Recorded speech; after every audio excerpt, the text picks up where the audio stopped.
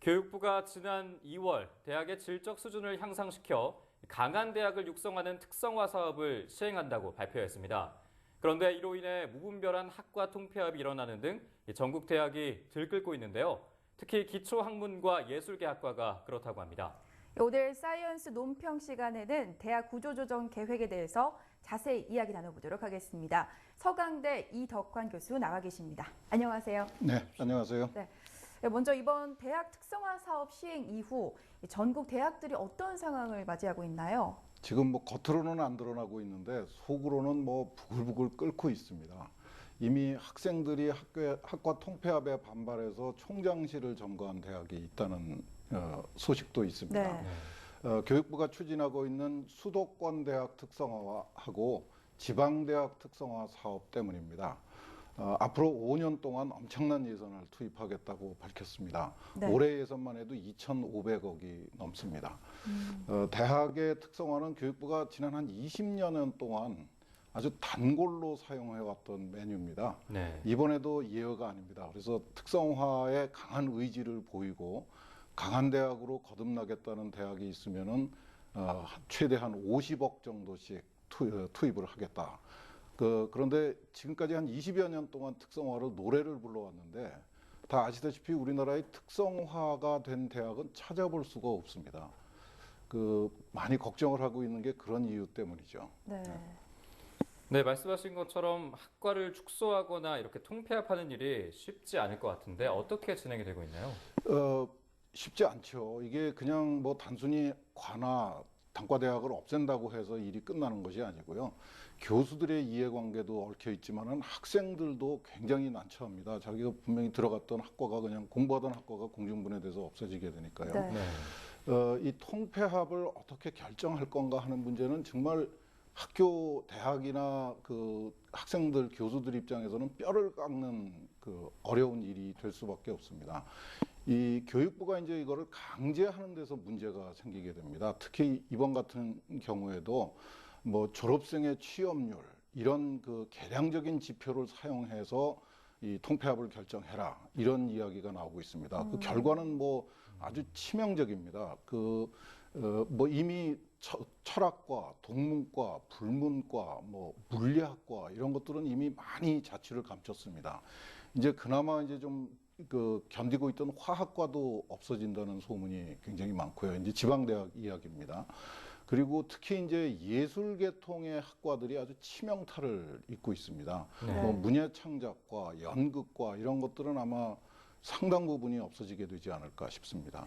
네, 그런데 교육부가 이렇게 갑자기 입학 정원 감축 그리고 학과의 통폐합을 강요하는 이유가 무엇인가요? 물론 뭐 이유 없이 그런 일을 벌이지는 않죠. 굉장히 절박한 이유가 있습니다. 이제 한국 전쟁이 끝난 후에 베이비붐이 있었죠. 그리고 이제 지금은 그 베이비붐 세대의 자녀들이 대학에 들어가는 그런 시간인데요.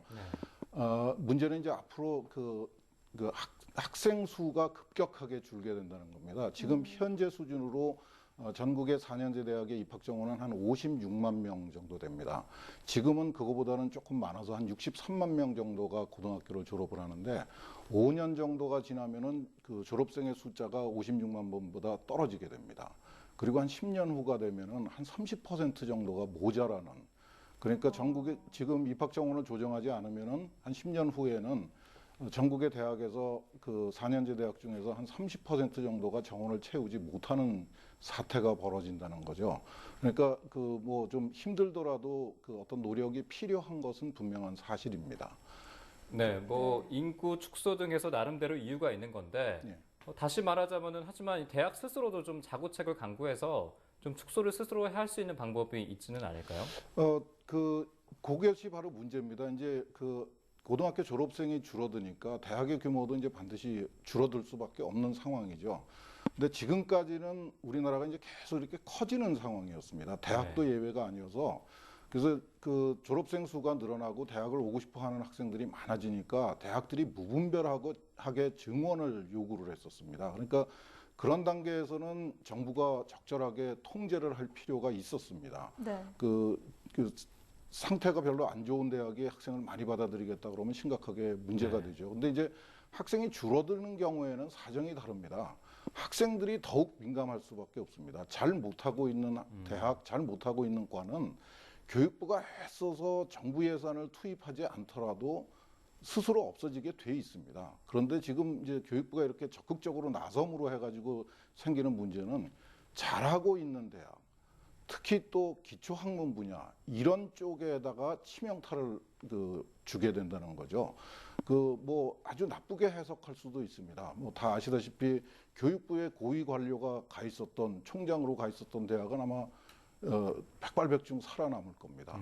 네. 이런 부작용을 불을 보듯이 뻔한데 왜 교육부가 이렇게 억지로 지금 그렇지 않아도 정부 예산이 모자란데 이거를 이런 쓸데없는 데다가 투입하는지 대통령께서 강조하는 규제 개혁하고는 정면으로 어긋나는 정책입니다.